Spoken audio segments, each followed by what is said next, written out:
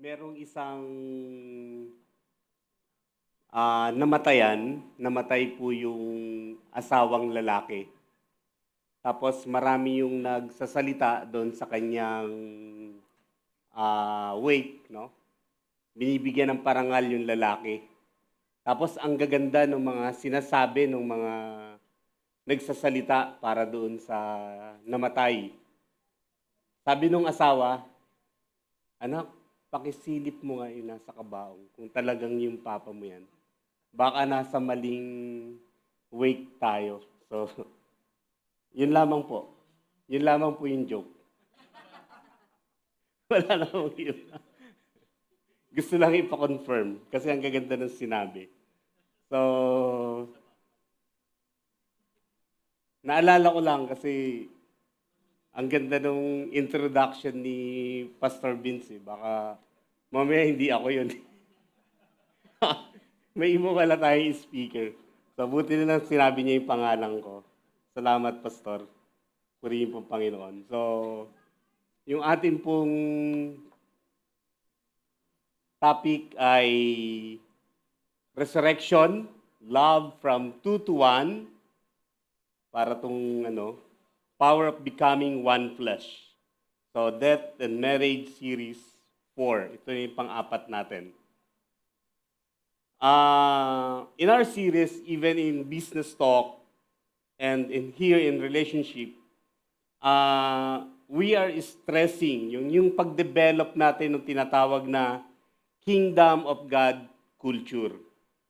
Gusto nating ma-develop yung kultura na yon ng kingdom in business, in workplace, and even in our relationship. Ano ibig sabihin? In our world today, no, sa mundo natin ngayon, nakikita natin yung mga relationship, even in business, na parang fly by night. No? May mga, it's like a fairy tale-like marriage, no? Parang talagang nakakabilib.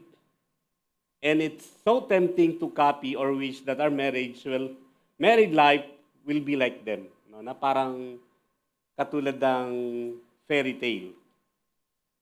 Pero successful marriage is not based on feelings.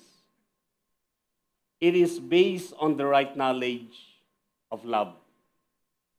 Pwede din natin itong gamitin, no, sa business. Successful business is not about on good system, but it's about the right knowledge of business. No, kasi minsan in place yung sistema mo, pero nagkakaroon pa rin ng butas, yung execute. Yung aha ko nga doon, yung tinuturo ni Boss K kanina, na yung leadership, you cannot lead people unless you submit yourself to God. You cannot lead people unless you lead yourself to God so that magkakapag-lead ka ng tao. Ganun din sa ating married life. Successful marriage is not based on feelings, it is based on the right knowledge of love. So I pray na sa ating pagpapatuloy as we discuss this married life, sa relationship talk, and the topic of that marriage series, may inspire tayo na makapag-develop tayo ng kultura in our married life solely based on God's Word, na kung saan as a citizen of the kingdom of heaven, maipakita natin yung buhay dito sa lupa that is pleasing to God. Na bilang mga businessman na sa inyong pagbibusiness bilang mag-asawa, may inspire yung inyong mga trabahador, yung inyong mga employee dahil sa buhay nyo, as if they see in you our Lord Jesus Christ. Na hindi sila mag-iisip na umalis pa or maghanap pa ng ibang trabaho, kundi ma-inspire sila sa buhay nyo that someday they will be a businessman also like you because they see you as they see our Lord Jesus Christ in you. Amen? Okay po ba yon? Nagkakasundo po ba tayo doon? O aalis na yun, no? Dala-dala yung lamesa. So, yun naman po kasi yung pinaka-goal natin. Yung ating kultura na ma-develop sa ating pag-aaral is a heavenly culture na kung saan ipinapakita natin sa ating buhay ang ating Panginoon Jesucristo. So let's go to our verse. Sir, patulong uli. Ayun. Genesis 2:24, sabi dyan, that is why a man leaves his father and mother and is united to his wife and they become one flesh. And also, Matthew 19, verse 4-6, sabi dyan, haven't you read? He replied, sabi ng ating Panginoon Kristo, that at the beginning the Creator made them male and female and said, for this reason a man will leave his father and mother and be united to his wife, and the two will become one flesh, so they are no longer two but one flesh. Therefore, what God has joined together, let no one separate. Mamaya makikita natin mga mga meaning nun. For this reason, sa Ephesians, for this reason, a man will leave his father and mother and be united to his wife, and the two will become one flesh. This is a profound mystery, but I am talking about Christ and the church. However, each one of you must love his wife as he loves himself, and the wife must respect her husband. So, ito po yung ating mga verses. So, in marriage, resurrection love is not living side by side. What does it mean? Resurrection life or love is having a new focus. Ibig sabihin niya, nagkakaroon tayo ng bagong focus bilang mag-asawa na namatay na kayo sa dati niyong buhay, naging mag-asawa na kayo, and then as a resurrected love, no, iba na yung focus niyo bilang mag-asawa. Hindi na yung focus niyo ay kung paano gumaang ang buhay niyo, kundi papaano yung inyong commitment, yung pagiging united niyo, na hindi lamang kayo nagko-coexist, kundi kayo ay nagtutulungan as a united. No? As a believers, the resurrection changes our entire perspective in the present. No? Yung ating relasyon sa Panginoong Jesucristo, kung paano nabuhay ang ating Panginoong Jesucristo, sa atin din bilang mananampalataya, ma-apply din yon sa totoong buhay. Nagbabago yung ating perspective, nagbabago yung ating pananaw sa buhay. Hindi na tayo natatakot sa kamatayan na bilang mananampalataya kasi it's a win-win situation. Ganon din sa ating married life. Hindi na tayo natatakot sa kinabukasan bilang mag-asawa na papaano ko bubuhayin yung pamilya ko, papaano yung pag nagkaanak kami, papaano ang gagawin ko. Sa mga babae, kung paano nyo minahal yung inyong asawa, naniniwala ako na kapag kayo nagkaanak, ganun din nyo sila i-develop, especially kung babaeng anak nyo, nananalangin din kayo o mananalangin din kayo na hari nawa yung mga pangasawa ng inyong anak na babae ay katulad din ng napangasawa ninyo sa tatay niya. Kung may anak naman kayong babae, naniniwala din ako na kayo mga lalaki, ititrain nyo din yung mga anak nyo na lalaki nang sa ganon, kapag nagkaasawa sila, same din yung pagmamahal, katulad ng pagmamahal nyo sa nanay nila, ganon din yung ibibigay nila in the future sa magiging asawa nila. Okay ba yon? Or sana'y mapangasawa ng anak ko, hindi katulad ng napangasawa ko. No, mahirap yon. So, sa ating panahon ngayon, marami mag-asawa, many marriages survive but never unite. They only coexist. They share space, share children, they share bills, but never become one. Anong ibig sabihin nun? kanya-kanya pa rin sila. In the resurrection love, it means, in resurrection love, hindi rin ibig sabihin na less fighting kayo. Sa mag-asawa, nag-aaway. Pero as a Christians, we don't normalize yung pag-aaway bilang mag-asawa. Yes, nag-uusap kayo ng inyong differences, pinag-uusapan ninyo. You learn to agree on the disagreement. You learn to accept sa inyong differences. Parang may tumatalsik na pansit. Sorry po. Sorry po sa mga nanonood. You learn to accept your differences and you learn to adjust. No? So, ibig sabihin, sa resurrected love, ibig sabihin, yung inyong pagiging isa, yung pagiging inyong oneness, ay nare-restore. And God's ultimate design for marriage is not agreement. Tandaan po natin yan, no? But it is unity. Yung pagkakaisa ninyo. Napakahalaga nun. Imagine ninyo kung kayo mag-asawa, mag-aaway kayo sa harap ng inyong anak. Ano ang magiging confident ng inyong anak? Ano yung magiging trust ng inyong anak? Bilang mga negosyante, bilang mag-asawa na negosyante, nagtatalo kayo sa harap ng inyong employee. Ano yung magiging impact nun sa inyong mga staff, sa inyong mga employee? Paglalaruan lang po kayo ng inyong employee. Lolokohin lang kayo ng inyong employee. The same is true sa inyong mga anak pagka nag-aaway kayo sa harapan nila. Uutuin lang kayo ng inyong mga anak. Kasi alam nila na pag may ginawa sila at hindi nagustuhan ng isa, mag-aaway kayo mag-asawa.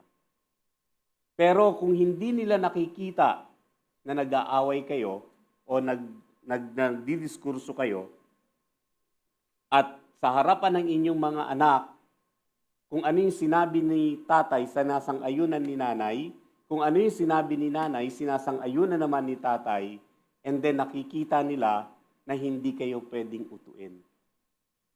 Dahil naninindigan kayo at nagsusuportahan kayo sa isa't isa, sa inyong mga prinsipyo, sa inyong sinasabi. So God's ultimate design for marriage is not agreement, but it is unity. So napakahirap ng unity, no? Yung unity sa Biblia, ito ay isang medical term. It means healthy. Ibig sabihin, maayos yung pakiramdam. Nagkakasundo. Maayos yung kalagayan mo. Wala kang karamdaman. Unity.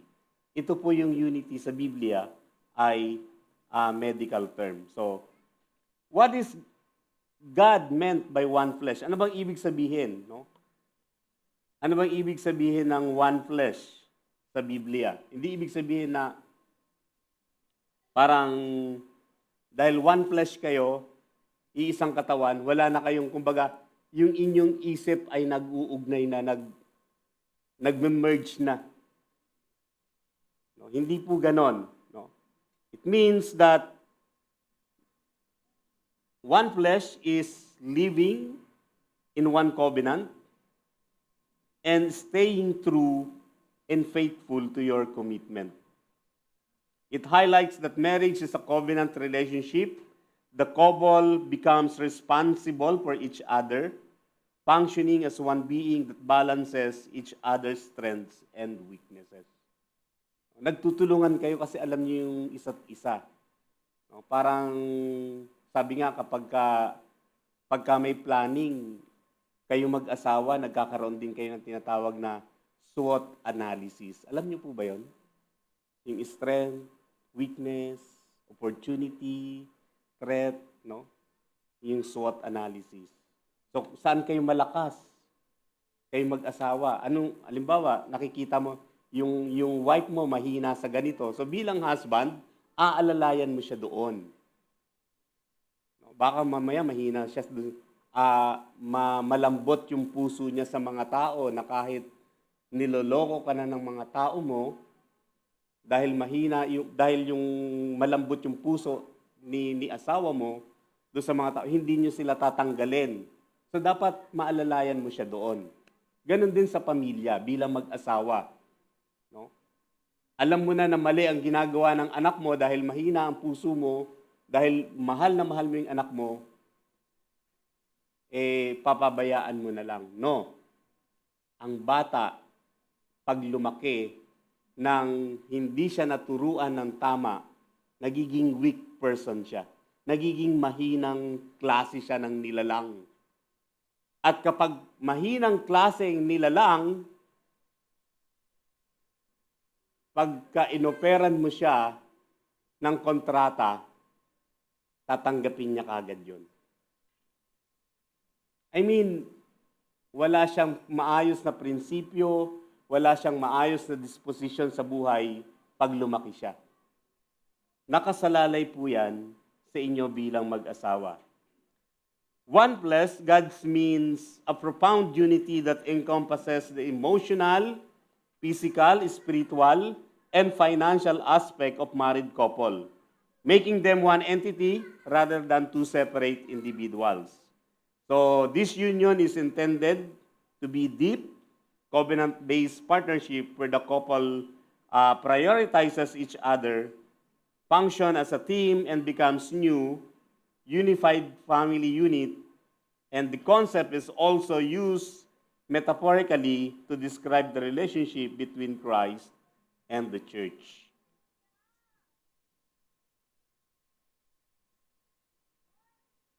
Lapel? Sige. Sandali lang po Commercial po muna tayo.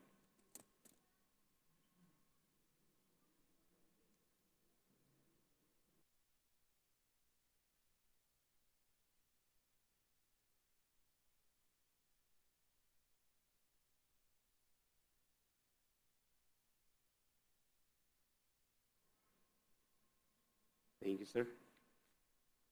Naririnig niyo na po ba ako? Kaya po pala parang tahimik at nakatingin lang kayo sa akin kanina. Siguro hindi niyo ako naririnig. No? At least ngayon nagkakarinigan na tayo. No? Pakiulit daw from the top. Aray. Tuloy na lang po natin. No? So, saan na nga ba tayo? Ayun, what God meant by one flesh. No? So, gusto na makita ng Diyos sa atin, gusto na ituro sa atin ng Diyos bilang one flesh, na tayo po ay nagtutulungan sa isa't isa bilang mag-asawa. Tinitingnan yung kahinaan, ina-appreciate yung kahinaan, nire-recognize yung kahinaan, ganun din naman, tinutulungan natin siya sa kanyang kahinaan, no? Sa mag-spouse. Hindi tayo nagsisisihan. Hindi yung kung sino yung mahina, ilulubog mo pa. Mahina na nga, ida-down mo pa. Again, isang katawan mo yan. Pinakasalan mo yan. No? So, iisang katawan na lang. Yung kahinaan niya, nagiging kahinaan mo na rin. Yung kalakasan niya, nagiging kalakasan mo na rin. Sabi sa Genesis 2:24, that is why a man leaves his father and mother and is united to his wife, and they become one flesh. Nagiging united sila. Minsan iniisip natin yung united kasi nagsama na sila. Nagiging isang pamilya na sila. But more than that, yung inyong spiritual connection. It's like, nakapag tinanggap mo si Kristo, yung banal na espiritu na nanahan sa iyo, nagiging isa ka na sa ating Panginoong Diyos. Kaya nga sabi ko kanina na dapat yung mga tao ninyo, ang nakikita sa inyo ay ang ating Panginoong Kristo. They appreciate and encourage and inspired by your life. Kung paano kayo naglilid sa kanila at kung paano kayo namumuhay sa sa ating buhay, no, as a citizens of the kingdom. This is not poetry. This is design law. No? Ito yung dinesign na batas para sa atin. One flesh means one will, one direction. Katulad ng sinabi ni Boss Kay kanina, kung paano ang ating Panginoon Kristo pinaratangan na siya daw si Beelzebul. Sabi niya, kung ako si Beelzebul at nilalabanan ko yung mga maling gawa niya, ibig sabihin dinidivide ko yung kingdom. At kapag divided ang kingdom, babagsak ang kingdom. Totoo po yan, maging sa bansa o sa ating tahanan. Pag hindi kayo magkasundo, gusto ng isa, dahil kumita, bibili na ng sports car. Yung isa gusto, idagdag na puhunan pa dun sa business para mas lumago. Gusto ng isa, kailangan may sports car tayo para pag tinignan tayo ng mga tao, ng ating mga business partner, ibig sabihin, marunong tayong mag-handle ng ating finances. Hindi sabi isa, hindi lagay natin sa puhunan, dagdag natin. So, hindi na magkasundo, nadidivide. Ibig sabihin, one flesh, one direction. You have one purpose and one mind under God. Your purpose is to glorify God in everything that you do. Be it in your family, no? Nag-glorify ba ang Panginoon sa inyong pamilya? Nag-glorify ba ang Panginoon sa inyong mga trabaho, sa inyong business, sa inyong pag-aaral? Sex expresses oneness, but does not create it. You can sexually active, but yet spiritually divided. Sex is not for unity, but unity is for sex. Okay? Baliktad. In a other way around. Unity is for sex. So yung sex, yung pagtatalik ng mag-asawa, ito ay pagpapala ng Diyos sa inyong relasyon. That's why, even sa atin bilang mga mananampalataya, itinuturo natin that sex outside marriage is sin. Only inside the marriage. So, yun po yung katotohanan. No? Pasensya po kung medyo harsh yun. Meron po tayong 4 na points para matapos kaagad tayo. 4 points sa resurrection love from 2 to 1. Number 1, you cannot be one flesh without death. One flesh. Number 2, one flesh is the product of resurrection. And one flesh destroy the me versus you language. And number 4, one flesh is maintained by continuous dying. No? So, lagi nating matatalakay yung kamatayan. So number 1, you cannot be one flesh without death. Matthew 19 verse 6. So they are no longer two but one flesh. Therefore, what God has joined together, let no one separate. Sa Matthew chapter 19, dinidiscuss dito ng Panginoong Kristo yung divorce. Kasi tinanong siya. Sabi sa kanya, Guro, is it lawful, no? Nasa batas ba? Na ayon ba sa batas na hiwalayan ko yung aking asawa? Sabi ng Panginoon, hindi nyo ba nabasa na nung unang panahon, dinisenyo ang kasal sa lalaki at sa babae at iiwanan ng mag-asawang ito yung kanilang magulang at sila ay bubuo ng sarili ng pamilya. Sabi doon, yung join, it means to yoke together, combine, fusion. No? Sino po nakapanood ng Dragon Ball? Si Goten at sino po? Hindi po si Trunks. Fusion. Oh. So, ganun po yung sign, di ba? Fusion sila. Sa Bible, ito po yung yoke, no? The two cow joined together para magamit sa pag-aani. Yung kahoy po na yon na nasa taas na batok, iyon po yung tinatawag na yoke or ini-illustrate that joined together. So they are one na. Kailangan pareho sila maglakad, pareho yung bilis nila sa pag-aararo. Napakahirap pong kontrolin yan. Dalawa. Sa atin dito, kalabaw lang di ba? Sino po yung magsasaka? Sino po yung nakakapag-ani? Magaling po yun. Yan si Pastor yata, Pastor Vince, magsasaka, nag-aararo. So, ito po yung itsura niyan, nung nung yoke na yan. So, ibig sabihin, join together, nagiging pareho yung pacing nila, yung direction nila, yung lakas nila na ibibigay parehas. Ganon din po sa buhay mag-asawa, na parang merong yoke na nakalagay sa batok. Kaya nga di ba nung ikinasal, merong parang yung tali, ilalagay sa balikat.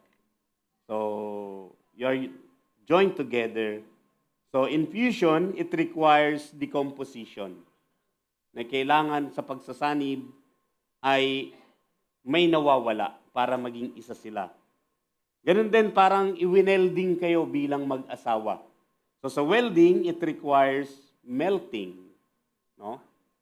You don't merge without losing shape. So kung sa baka na yan, no, nagme-merge sila, may mga nawawala din sa kanila. So, imagine ninyo yung sakripisyo nilang dalawa. Sa kingdom law, if two egos are alive, oneness is impossible. Kasi magpapataasan lang kayo. Magpapagalingan lang kayo. Di ba? Sasabihin ni isa, nung spouse, ni wife, hindi ako magpapasakop, hindi ako magsasubmit sa asawa ko kasi mahina yung asawa ko. Sasabihin naman ni husband na kailangan ma-dominate ko tong asawa ko kasi babae siya. No? So, marami ng mga philosophy, mga ideas na umiikot sa inyo and then hindi nyo namamalayan, nagko-collapse ang inyong married life. So, if two egos are alive, oneness is impossible sa kingdom law. One flesh begins where individually is surrendered to purpose. Kailangan malinaw sa atin yung ating layunin ng pag-aasawa. No. Hindi lang dahil naramdaman mo na gusto mo siya.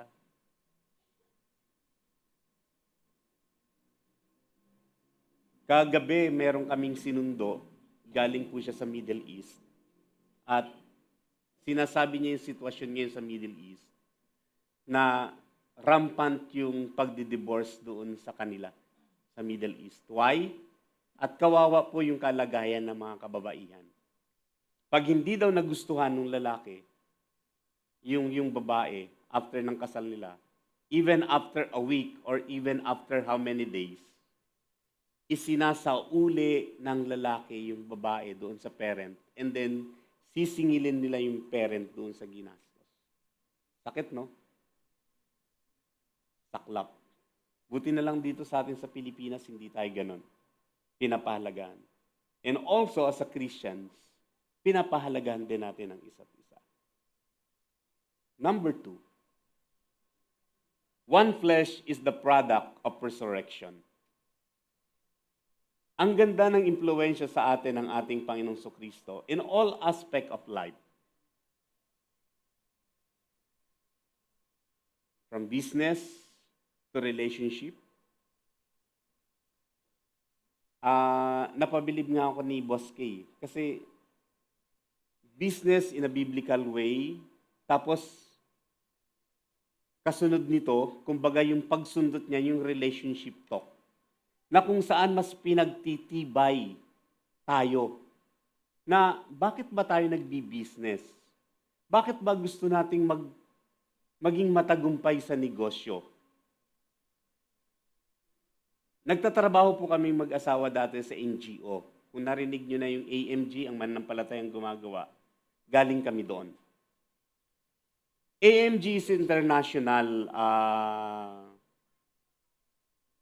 NGOs.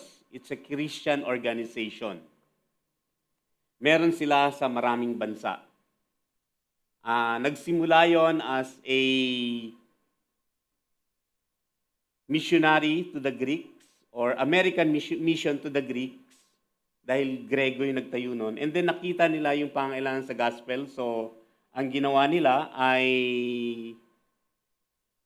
ano nga yung AMG? Nakalimutan. Advancing the ministries of the gospel. So, advancing the ministries of the gospel. Ibig sabihin, yung patuloy na pag-advance ng mensahe ng Biblia, ng message of the kingdom of God. No? Hindi lamang yung salvation na ibinigay ni Kristo, kundi yung redemption message from us, from our sin, kung paano tayo mariredeem sa ating kalagayan, sa ating isipan, magkaroon tayo ng pagbabago, and then kung paano natin mapapakita ang buhay na nasa langit, paano natin yun maipapakita sa buhay natin dito sa lupa. Meron silang tinulungan, 2 pamilya magkaiba. Yung isa, tinuruan nilang mag-Bible sa India. Binigyan nila ng puhunan. Yung isa, tinulungan nila, tinuruan in a biblical way, biblical principle. Yung isang pamilya, binigyan din ng puhunan, pinagnegosyo, pero hindi nila tinuruan in a biblical principle. Pareho silang umunlad. Yung tinuruan na biblical principle, katulad ng ginagawa sa business talk, in a biblical way, nakatulong sila, nakapag-employ sila ng maraming tao, at alam naman natin kung anong kalagayan sa India, yung kalagayan ng sahod.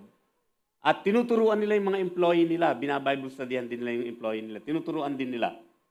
While tong isa, umasenso din, kaya lang naging magulo yung buhay niya. Napabayaan yung mga anak, naging busy sa trabaho. Dahil sa pagiging busy sa trabaho, natuto siya mag-commit ng unfaithfulness sa kanyang spouse. So magulo yung buhay na hindi. So ako, I appreciate na kung saan yung ating business talk, it is inspired in a biblical way. That we, as a businessman, kami nasa spiritual business, kayo nasa business, kayo ng, hindi tayo nagbi-business para lang sa pera, kundi nagbi-business tayo that we will become a channel of blessing to others. So napakaganda. No? Hindi lang, of course, pinagpapala kayo ng Panginoon, pinagpapala tayo ng Panginoon, but all the more because we want to be a channel of blessing to others. We were therefore, sabi dyan, buried with Him through baptism and to death, in order that just as Christ was raised from the dead, through the glory of the Father, we too may live a new life. Resurrection is a transformation of the body, regeneration. Resurrection does not join two old selves. It creates one new entity. Kaya sabi nga ni Pablo, yung marriage is a mystery. Kasi si Pablo po, binata po yun, wala po yung asawa. Wala rin po siyang anak. Kaya sabi niya, sa marriage, dahil nga binata siya, it's a mystery. Sabi niya, Ephesians 5:32, this is a profound mystery. but I am talking about Christ and the church. Hindi na siya nangahas pa na lumalim pa siya doon sa buhay pag-aasawa, kundi yung pasad lang ng pag-aasawa yung kanyang binigyan ng pansin. Sabi niya, it's a mystery. But he relate it about the relationship of Christ and the church. Kaya naman, sasabihin natin na, yes, Jesus Christ did not date the church. But it doesn't mean that you will not date your spouse. Of course, kahit mag-asawa na kayo, mag-date pa rin kayo. Kahit busy-busy kayo sa trabaho nyo, sa business nyo, maraming dapat i-accomplish, marami kayong mga, at least mag-date pa rin kayo. Sana ma-date ko pa rin yung aking magandang asawa. Kaya lang, pagdating sa pagdadrive, tinutulugan niya na ako sa sasakyan. Parang nagiging comfort zone niya na yung sasakyan. Tulog na agad, no? Oh, pero okay yon kasi pag gising siya, sasabihin niya, ba't tayo dito dumaan? Tinuturuan niya ako kung saan ako dapat dumaan. Ako yung driver. No? Ako din nakakaalam ng lugar. Minsan nakinig ako sa kanya, ayun, sa biyaya ng Panginoon, naligaw kami. Pero it's okay, kasi kumbaga nakapunta kami sa ibang lugar, di ba? Hindi, at least, no? Hindi ako kakaba-kaba mamaya. Na pa rin.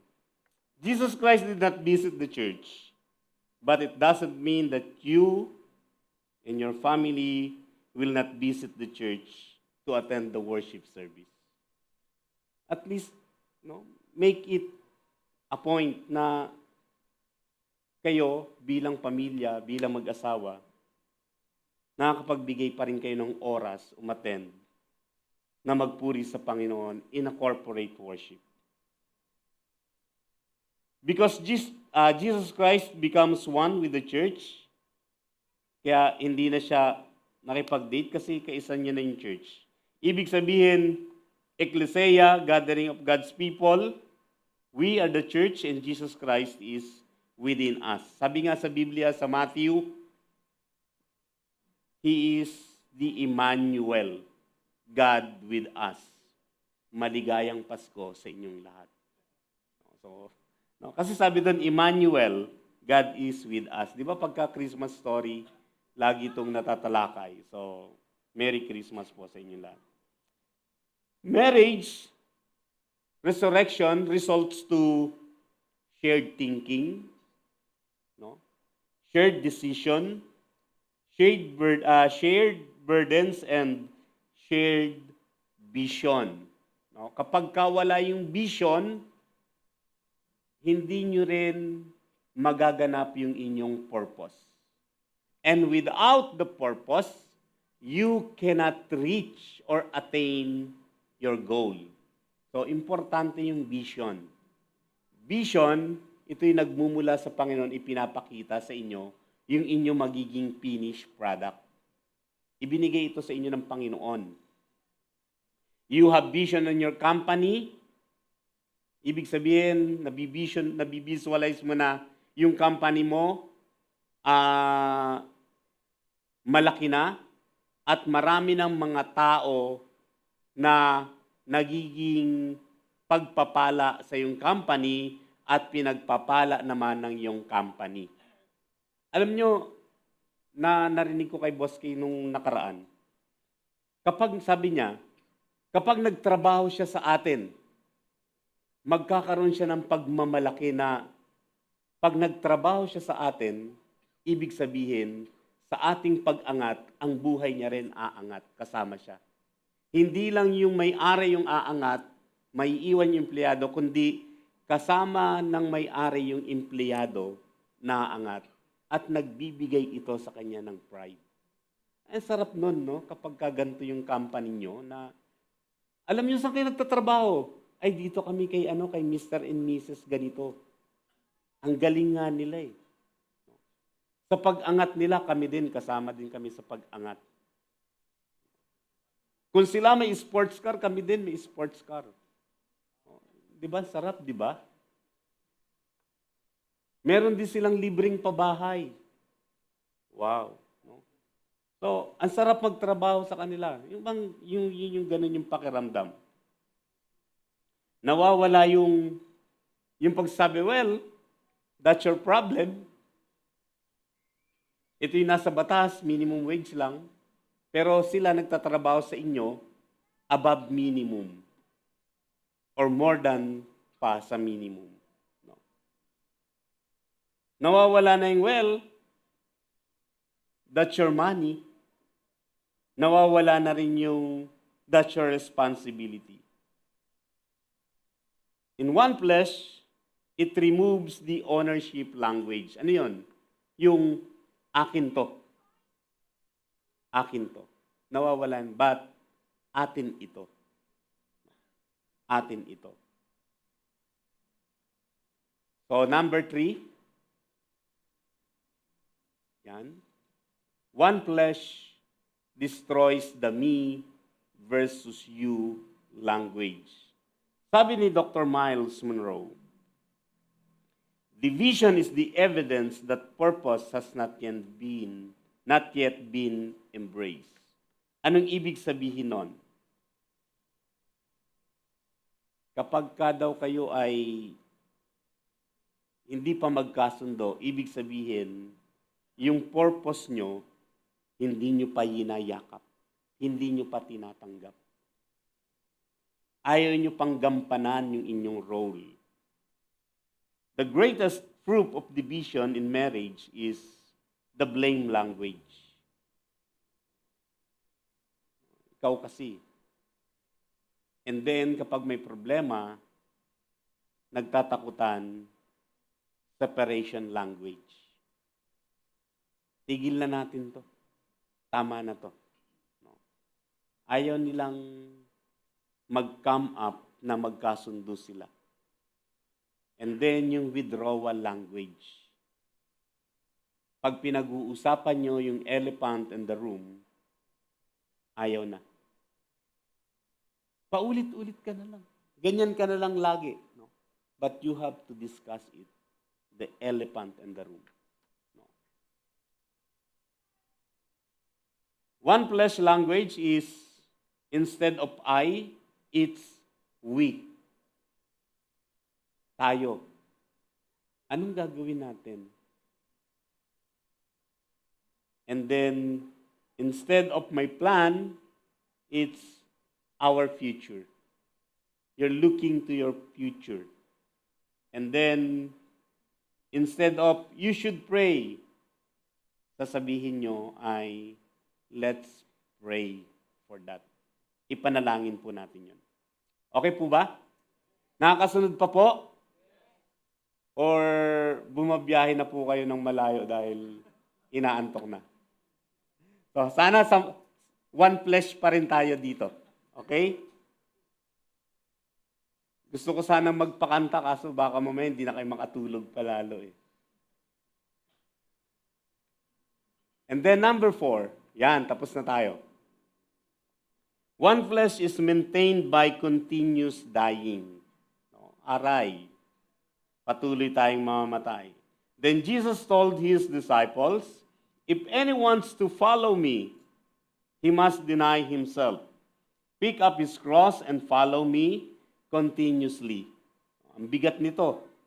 Sa Matthew 16:24, mayroong isang mama na pinagaling niya.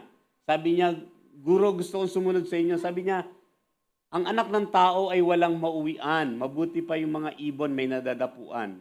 Pero yung anak ng tao walang mauwian. Ngayon, kung gusto mong sumunod, kung gusto mong maging disciple, kailangan i-deny mo yung sarili mo. Kunin mo yung cross, pasanin mo yung cross, at sumunod ka sa akin ng dire-diretso. Nalungkot yung mama umalis. The same is true. Sa ating pagsunod sa Panginoon, may mga sakripisyo. Ganon din sa bilang mag-asawa. Oneness is not automatic. It is a working progress. not assume. Sabi nga natin, yung pinakasalan natin is a construction project. Hindi siya finished product. So, ganun din sa bawat mag-asawa. Kahit ilang taon na kami 33 years na, pero nagkikilalanan pa rin kami sa isa't isa. We're still on working progress.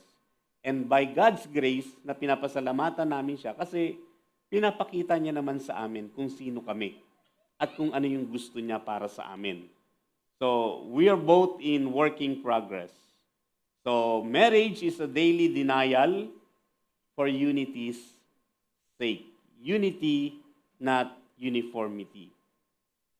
Every day, you must choose alignment over opinion. Di ba yung dinidiscuss kanina ni Boss K, Matthew 6:33, no?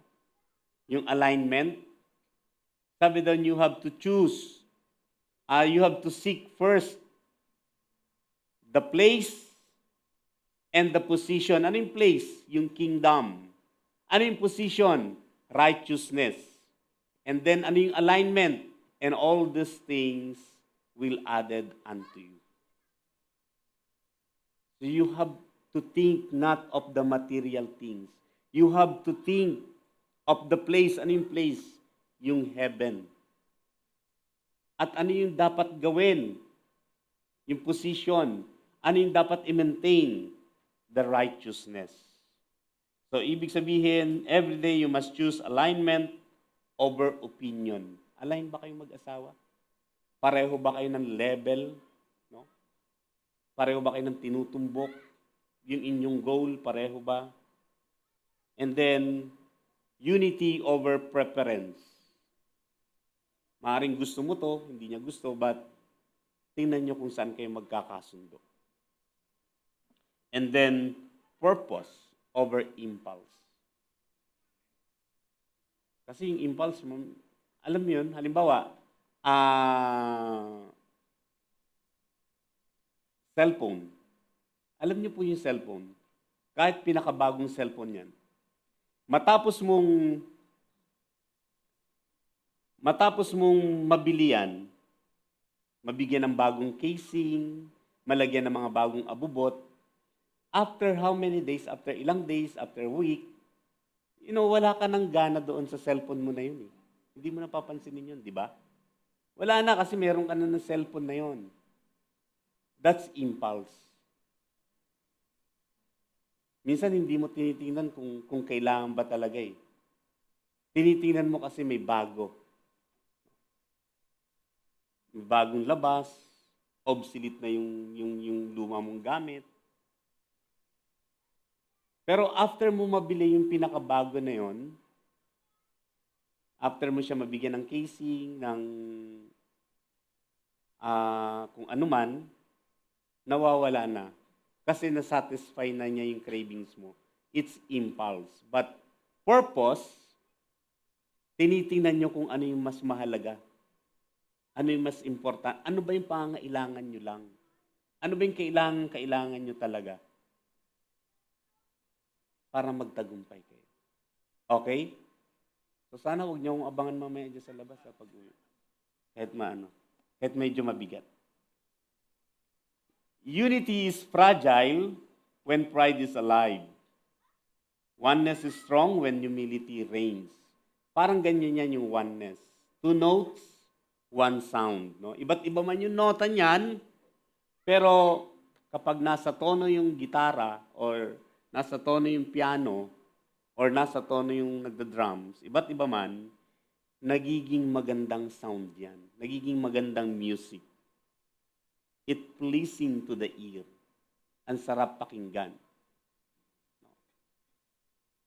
Pero kapag yung isa dyan sa blay, yung isa sa nota na yan, hindi na hit, parang nakakairita yan sa tenga.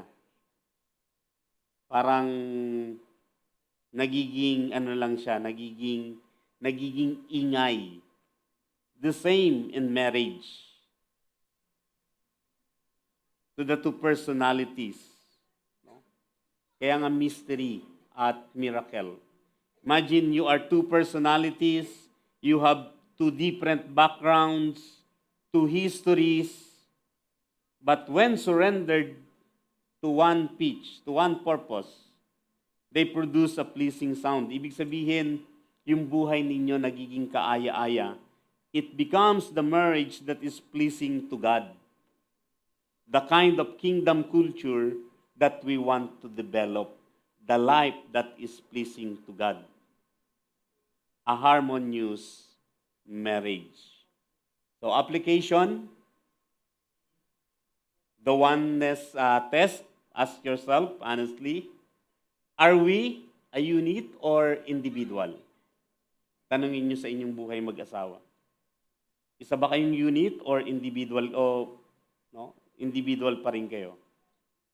Do we make a major decisions together or FYI? Ay honey, nag-hire ako ng bago nating employee. Hindi nyo nga man lang pinag-usapan, no? FYI na lang, no? FYI na lang. Ay honey, mag-ano pala tayo, magtatayo pala ako ng branch doon sa ganitong lugar. Wala, FYI na lang, wala no. Hindi nga pinag-usapan kung viable ba, kung ano ba. Hindi nga kayo nag-SWOT analysis doon sa lugar. Kung ano ba yung na yun doon. Kung makakasagot ba talaga sa mga problema yun doon sa lugar na yun. No? So, do you make major decisions together? Pinag-uusapan nyo ba or FYI? Are you spiritually aligned or misaligned?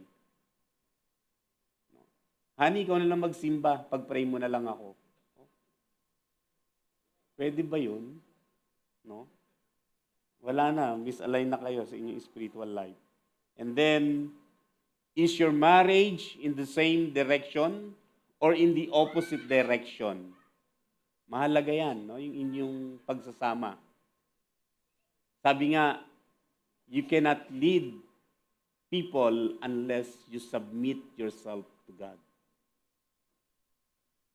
Does Jesus reign or Jesus Christ sit at the center of your relationship or just a visitor in your married life? Lord, mahigpit, matindi tong maselan tong usapin namin mag-asawa, huwag mo muna kami pakialaman. Diyan ka lang muna, Lord. Wait lang. No? O pag hindi mo na kaya, Lord, ikaw na nga bahala dito sa asawa ko. Kayo na nga po magbago sa kanya. No? Parang sisihan pa rin.